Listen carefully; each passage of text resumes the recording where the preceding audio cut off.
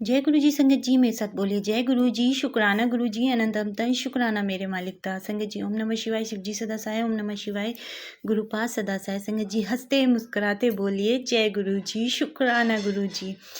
संगत जी गुरुपा हमें कौन सी संगत को किस वक्त जोड़ते हैं ये गुरुपा को ही जानना है। और बहुत सी संगतें तो ऐसी हैं कि जो बहुत कम समय में ही गुरुजी से अच्छा अपना डायरेक्ट कनेक्शन बना लेते हैं। ऐसे ही एक आज मैं मुकेश आंटी का सत्संग लेकर आई हूँ।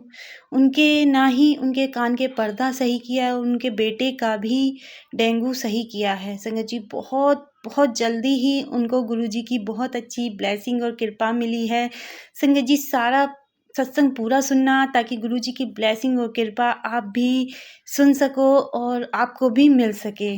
संगत जी हो सके तो वीडियो सत्संग पूरा सुनना ताकि गुरुजी की ब्लेसिंग अधूरी ना रहे, आपको पूरी ब्लेसिंग मिल सके, क्योंकि बहुत ब्लेसिंग भरा सत्संग है। कभी कभी ऐसे सत्संग आ जाते हैं मैं भी हैरान हो जाती हूँ, सच में गुरुपा ने ऐसा किया, तो सच में ऐसी बस ब्लेसिंग भरा सत्संग है। और संगत जी मेरे चैनल को भी सब्सक्राइब और ज्वाइन कीजिएगा, ज्वाइन बटन पे जाकर ज्वाइन कीजिएगा ताकि जो आंटियाँ मुझे सत्संग भेजती हैं आपको सत्संग आपके पहले मिल जाएँ। तो इसलिए प्लीज़ सब्सक्राइब भी कीजिए और ज्वाइन भी कीजिए। और चलिए सुनते हैं मुकेश आंटी का बहुत प्यारा ब्लेसिंग भरा सत्संग। जय गुरु जी, शुक्राना गुरु जी। अभी बस कुछ टाइम से ही जानती हूँ, पिछले महीने सितंबर से। उनके बारे में सुना तो बहुत था, बहन से मेरी से, हम 4 बहनें हैं, तो हम आपस में एक दूसरे को बात शेयर करते हैं, अपने सुख दुख। संगत जी मेरे माँ बाप नहीं है, भाई भी नहीं है संगत जी, इसलिए। और बाकी भाइयों के लड़के हैं, भाभियां भी हैं, लेकिन संगत जी माँ बाप भाई के बिना तो मायका मायका नहीं लगता। इसलिए संगत जी वो उनकी गलती नहीं है, वो हमारे नसीब का है। नसीब में मिलता है, होता है, वही तो मिलता है ना। तो संगत जी हम लोग अपनी बातें एक दूसरी बहनों से शेयर करते हैं। तो मेरी बहन है चंडीगढ़ में, वो गुरुजी के मंदिर जाती है, सत्संग में भी जाती है। वो हमेशा मेरे को बोलती है, गुरुजी के सत्संग सुनाकर मेरी ये वाली टेंशन खत्म हो गई, मुझे पता नहीं बहुत अच्छा लगने लगा। तो मैं गुरुजी पे ऐसा भरोसा नहीं करती थी अभी तक, कोई गुरुजी मैंने कभी कहीं जाती भी नहीं थी, इसलिए मैं नहीं ध्यान दिया।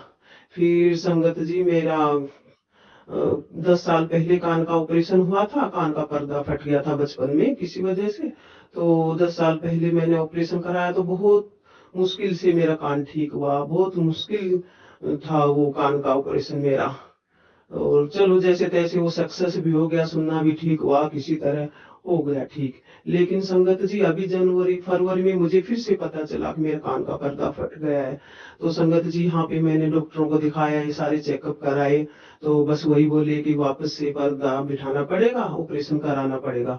संगत जी मैं डर गई कि पहले तो बहुत मुश्किल से ठीक हुआ था, अभी कैसे ये ठीक होगा। मैं टेंशन में रहने लगी बहुत कि वापस से कैसे कान का ऑपरेशन कराऊं संगत जी। तो संगत जी मैं अपनी बहन को बातें शेयर कर रही थी, तो बहन ने मेरी ने बोला कि गुरुजी के तू सत्संग सुना कर देखना, तेरा कान ऐसे ही ठीक हो जाएगा। मैंने 1 मिनट तो सोचा कि हाँ काश मेरा ऐसा हो जाए कि मेरा कान बिना ऑपरेशन के ठीक हो जाए संगत जी। लेकिन मैं फिर मन में वही आ रहा था कि नहीं, बिना ऑपरेशन तो कैसे ठीक हो सकता है, ऑपरेशन तो कराना ही पड़ेगा। तो फिर संगत जी मेरे अंकल जी, सॉरी, अंकल जी रेलवे में है, तो और हम मुंबई में रहते हैं। तो संगत जी आदमी वो बोले कि चलो, यहाँ पे प्राइवेट में दिखा रहे थे ना, कि चलो अपने रेलवे में दिखाते हैं, ऑपरेशन ही कराना है तो रेलवे हॉस्पिटल में जाते हैं। तो संगत जी वहां भी हमने कान चेक किया डॉक्टर ने, तो बोले कि ऑपरेशन ही करना पड़ेगा। हमने कहा कुछ और दूसरा रास्ता नहीं है। तो संगत जी डॉक्टर बोले नहीं कुछ नहीं, ऑपरेशन ही करना पड़ेगा। तो संगत जी उन्होंने सब चेकअप लिख दिए कि चेकअप करके आ जाओ, एक दिन पहले एडमिट हो जाना, ऑपरेशन हो जाएगा। उसके बाद संगत जी मैं टेंशन में रहने लगी, पहले तो बहुत मुश्किल से कान ठीक हुआ, वापस कैसे ऑपरेशन कराऊं। बहन को ये बातें बता रही थी कि मैं क्या करूं। तो बोली कि तू गुरु जी का स्वरूप भी घर में रखेगी ना, तो भी तेरे सब समस्या हल हो जाएगी। फिर मैं सोची क्या करूं, तो मैं स्वरूप कैसे लाऊं, वही सोच के मैं सोची चंडीगढ़ जाऊं बहन के पास और स्वरूप वहां से लेके आऊं, क्योंकि बहन ने बोला था मैंने एक स्वरूप ला रखा है, तू आजा ले जा। तो मैं बस वही सोचती रही, स्वरूप लाऊं गुरु जी के पास, कैसे जाऊं गुरु जी के मंदिर, कैसे हूँ जाऊं। तो वो बोली देख तू शायद तेरे आसपास ही कहीं पे होगा मंदिर। मैंने सोचा यहाँ मुंबई में किसको टाइम है आश्रम जाने का, इसका ये सोचा मैंने। फिर मैंने सर्च मारा तो वहाँ गुरु जी का आश्रम दिखा मेरे को गोरेगांव में। मैं बहुत खुश हुई कि आश्रम तो है गोरेगांव में, गोरेगांव तो हमारे से दूर ज्यादा नहीं है संगत जी। तो फिर मैं, एक आंटी रहती है मेरे पड़ोस में, पंजाबी आंटी, मैंने उनसे बोला कि मुझे गुरु जी का आश्रम जाना है, तो यहाँ कितना दूर है यहाँ से, पता नहीं मैं कैसे ढूंढूंगी। तो उन्होंने कहा मेरी ननद जाती है, मैं पूछ के बताती हूँ। तो फिर उन्होंने संगत जी अपनी ननद को फोन किया, तो उन्होंने टाइम टेबल सब दिन सब लिख के और व्हाट्सएप पे सेंड कर दिया। आंटी ने मेरे को सेंड कर दिया, मैं बहुत खुश हुई। फिर हमने दूसरे दिन मेरे को जाना कि मेरे को जाना है गुरु जी के आश्रम में। लेकिन उसी दिन मेरा फोन आ गया बेटे का, जो सीकर में रहता है। सीकर में हमने 12th हो गया संगत जी उसका, तो हमने उसका कोचिंग के लिए सीकर भेज रखा है कि मम्मी मेरे को डेंगू हो गया। अभी मैंने सोचा अभी तो मेरे को जाना था, अभी बेटा बीमार है, तो मैं जाऊं तो किधर जाऊं, बेटे को देखने जाऊं या गुरु जी के आश्रम में जाऊं। संगत जी में बहुत, फिर मैंने सोचा नहीं, मैं गुरु जी के आश्रम में जाती हूँ, मेरे बेटे को गुरु जी अपने आप देखेंगे। तो संगत जी इस तरह से। और दूसरे दिन मैं बोली अभी मैं अकेले तो जा नहीं पाऊंगी, ये तो गुरु जी को भी पता है, इसलिए उसने ये भी इंतजाम किया। तो मेरे अंकल की दूसरे दिन नाइट ड्यूटी लगा दी। तो फिर अंकल जी बोले जाना है क्या आश्रम में? मैं बोली हाँ, मैं बहुत खुशी से बोली हाँ मेरे को जाना है। तो हम लोग 3 बजे निकल लिए संगत जी। हम डरती जा रही थी कि कैसे पहुंच पाएंगे, पता नहीं कितनी दूर होगा संगत जी। तो फिर हम लोग लोकल ट्रेन पकड़ा यहाँ से, और उतर के वहां से रिक्शा वाले को बोला इस्ट में से कि भाई मुझे गुरु जी के आश्रम में जाना है। तो बोले आर्य कॉलोनी में, मैं वहां तक छोड़ दूंगा। ठीक है संगत जी, हम ऑटो में गए, सोचते सोचते जा रही थी पता नहीं कितनी दूर है, कैसे होगा गुरु जी का आश्रम, ऐसा सोचते सोचते फिर ऑटो वाले ने उतार दिया हमें आर्य कॉलोनी में। बोले मैं यहाँ तक ही जाता हूँ, आगे नहीं जाता हूँ, आगे ये लोग आपको ले जाएंगे। संगत जी को इस तरफ इशारा करके बोले सेवादार की तरफ। सेवादार ने हमारे बोलने से पहले ही बोला गुरुजी के आश्रम में। हम बड़े खुश होके बोले हाँ गुरुजी के आश्रम में जाना है। तो सामने गाड़ी खड़ी थी एक सेवादार की, तो बोले कि उस गाड़ी में जाके बैठ जाओ। संगत जी हम गाड़ी में बैठ गए, बहुत खुश हुए कि हम तो डरते आ रहे थे, गुरुजी ने तो हमारा सब इंतजाम कर रखा है। तो फिर गए गुरुजी के आश्रम में, गए गुरुजी के पैर पड़े, जैसे गुरुजी हम हाँ, कह रहे हो कि आखिर आ गई ना, इतने दिनों बाद आई लेकिन आ गई ना। तो फिर गुरुजी को देख, स्वरूप को देख के इतना रोना आ रहा था संगत जी, लेकिन मैं अपने आप को रो कर रही थी कि कोई देखेगा तो इसलिए। तो फिर उसके बाद हमने चाय प्रसाद लिया, लंगर प्रसाद लिया। फिर अच्छा है कि मेरे अंकल जी भी विश्वास करते हैं गुरु जी पे, बहुत अच्छा लगा उनको भी। फिर मेरे को तो याद भी नहीं था, लेकिन मेरे अंकल को याद था। वो सेवादार से बोला क्या गुरु जी का स्वरूप मिलेगा? तो सेवादार ने कहा हाँ जी जरूर जी। संगत जी तो स्वरूप दिया मेरे को व्हाइट चोले में।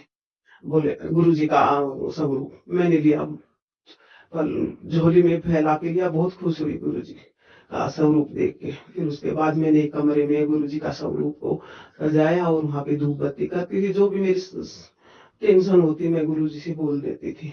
उसके बाद मैंने दूसरे दिन कहा कि चलो अभी बेटे को देखने जाते हैं। तो 17 तारीख को हमने टिकट निकाला 18 का जाने का बेटे के पास में, और बेटे को वहां से कहा कि भाई बेटे तू ट्रेन को हमारे उधर रिंगस पहुंचेगी ना, उसी में हमारे कोच में तू आ जाना। तो फिर हम लोग गए संगत जी। बेटा हमारे रिंगस हमारे कोच में आया। मैंने गुरु जी का जल प्रसाद ले रखा था, और बैठते ही बेटे को कहा ये जल प्रसाद ले लो। बेटे ने जल प्रसाद लिया और लेट गया। उसके बाद हम संगत जी रेवाड़ी जाने वाले थे, रेवाड़ी डॉक्टर को दिखाने के लिए बेटे को। तो उसके बाद डॉक्टर के पास गए सीधे। तो डॉक्टर ने कहा ये तो एकदम सही है, अच्छा है, इसको बस और दवाइयां मत खिलाओ, ये तो ठीक है, इसको डेंगू नहीं है अभी। उसके बाद बेटा बोला मम्मी मेरे कान में बहुत खुजली चलती है, सर में भी। फिर हमने सोचा चलो इसको ईएनटी को दिखा लेते हैं।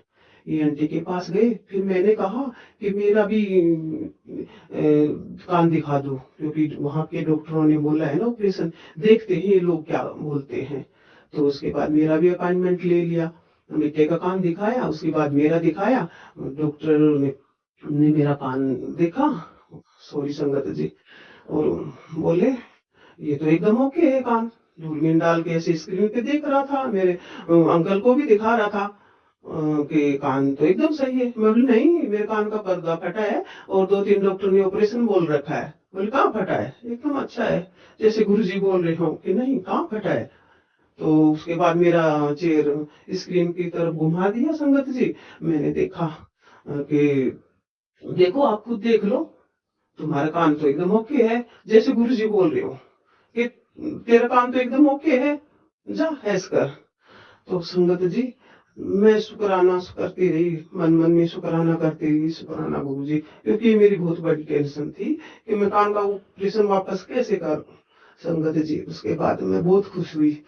जय थैंक यू संगत जी, सॉरी संगत जी, जय गुरु जी संगत जी।